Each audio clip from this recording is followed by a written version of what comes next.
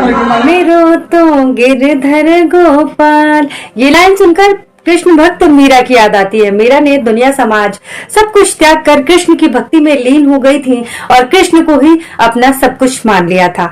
आज भी जब मीरा की बात आती है तो हर कोई कृष्ण की भक्ति को जरूर याद करता है। लेकिन आज के कलयुगी युग में अगर कोई भगवान विष्णु को अपना मान ले और उनसे शादी कर ले और उनकी भक्ति में जीवन भर के लिए लीन हो जाए तो क्या कहेंगे आप? दरअसल जयपुर के गोविंदगढ़ की रहने वाली पूजा ने भगवान विष्णु से शादी करके सबको हैरत में डाल दिया है। जी हाँ, सही सुन रहे हैं आप। आज के कलयुगी युग में पूजा ने भगवान विष्णु से शादी कर ली है, उनके नाम का सिंदूर लगा लिया है और हमेशा के लिए सुहागिन हो गई हैं।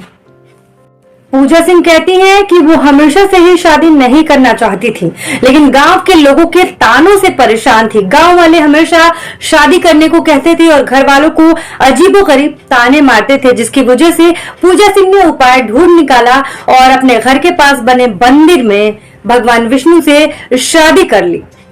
ये शादी 8 दिसंबर को हुई है। शादी के बाद पूजा अपने घर में ही रहती हैं और भगवान विष्णु के लिए सुबह सुबह भोग लगाती हैं और शाम को उनके दर्शन और आरती करने जाती हैं। पूजा सिंह बताती है कि मेरी उम्र 30 साल हो चुकी है। अमूमन 20 से 25 साल की उम्र में लड़कियों की शादी कर दी जाती है।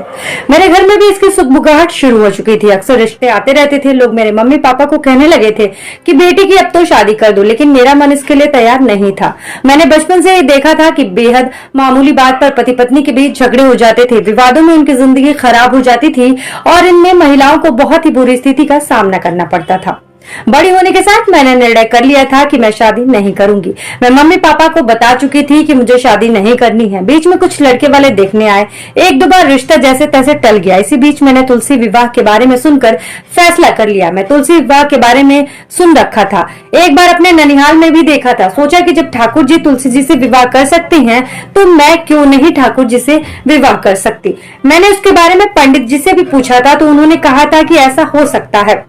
इसके बाद माँ से बात की। शुरू में तो वो बोले कि ऐसा कैसे हो सकता है, लेकिन फिर मान गई। जब हमने पापा को इसके बारे में बताया तो पापा नाराज हो गए और साफ मना कर दिया।